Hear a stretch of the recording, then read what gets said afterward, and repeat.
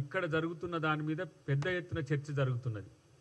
అంటే వీళ్లకు బీసీల పట్ల పట్టింపు ఎట్లా ఉందో ఇప్పుడు వాళ్ళ నిరసన కార్యక్రమం అని బస్సుల ఛార్జీలు తగ్గియమని వాళ్ళు చేస్తున్న పొలిటికల్ డ్రామా చూస్తే మనకు అర్థమవుతుంది. ఎవరు ఇలా 53 రోజులు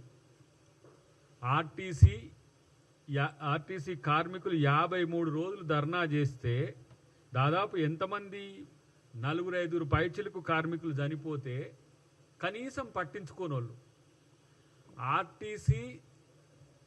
ఆర్టీసీ వ్యవస్థను విధ్వంసం చేసి ఆర్టీసీని సర్వనాశనం చేసి మీ ఎమ్మెల్యేలకు మీ నాయకులకు అది కాంప్లెక్స్లు కట్టుకుంటానికి లేకపోతే మీరు ఎట్లా దాన్ని దోచుకోవాలి, అసలు ఆర్టీసీ అనేది వద్దని చెప్పిన కేసీఆర్ పార్టీ వల్ల ఇలా ఆర్టీసీ గురించి మాట్లాడుతున్నది. ఆ నైతిక హక్కు మీకు ఎక్కడిది?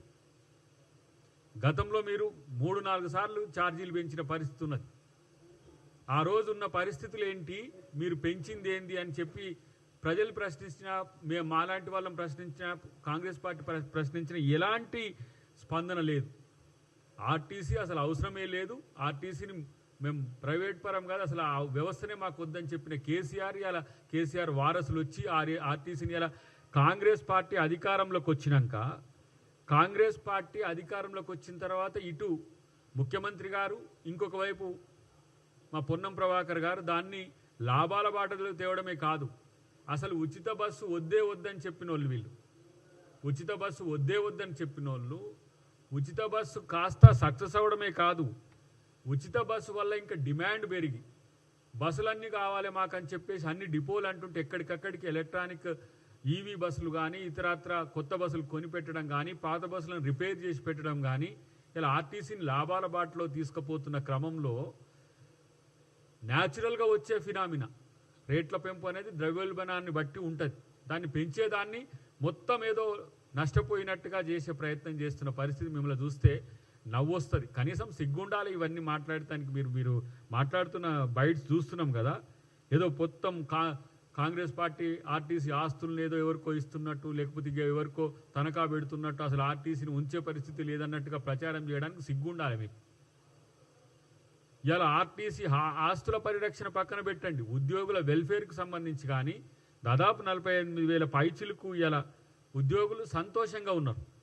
మాకు ఉద్యోగ భద్రత ఉన్నది, రేపు క్రమేపీ ఎట్లా ఆర్టీసీని మేము ప్రభుత్వ పరం చేయాలి, ప్రభుత్వ ఉద్యోగులకు ఎట్లా మార్చాలనేది లెవెల్ 2లో ఉంటుంది.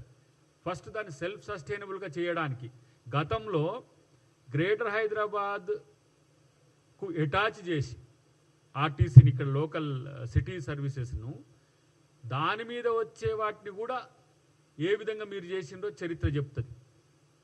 కాబట్టి ఏదో దొంగల నీతులు చెప్పినట్టుగా ఇటు హరీష్ రావు అటు కేటీఆర్ మాట్లాడుతుంటే ఆయనేమో దాన్ని మొత్తం చుట్టబండలు చేసి పడేసి ఎవరికో కట్టబెట్టాలనుకొని ప్రైవేట్ వ్యక్తులకు పరం చేయాలనేమో ఇంట వండుకొని ఎవరితో మాట్లాడు.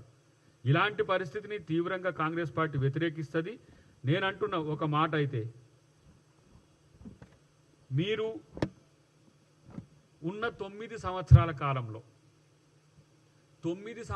కాలంలో ఆర్టీసీకి మీ వల్ల వచ్చిన నష్టం, ఈ 2 సంవత్సరాల్లో ఆర్టీసీ ఏ విధంగా ఎంపవర్ అయిందనే అంశం చర్చకు మీరు సిద్ధమా? హరీష్ రావు వస్తాడా, కేటీఆర్ వస్తాడా, మీ ఇద్దరిట్లో ఎవరు వచ్చినా సరే ఈ 2 సంవత్సరాలు అంటే దాదాపు 20-21 నెలల్లో కాంగ్రెస్ ప్రభుత్వం వచ్చిన తర్వాత ఆర్టీసీకి, తర్వాత ఆర్టీసీ నుంచి ప్రజలకు, ఆర్టీసీ నుంచి సమాజానికి జరిగిన మేలేంటి, మీ కాలంలో జరిగిన నష్టం ఏంటి, లేకపోతే మీ కాలంలో ఏం జరిగిందో ఏం ఒరగబెట్టిందో చెప్పడానికి సిద్ధంగా ఉన్నారా?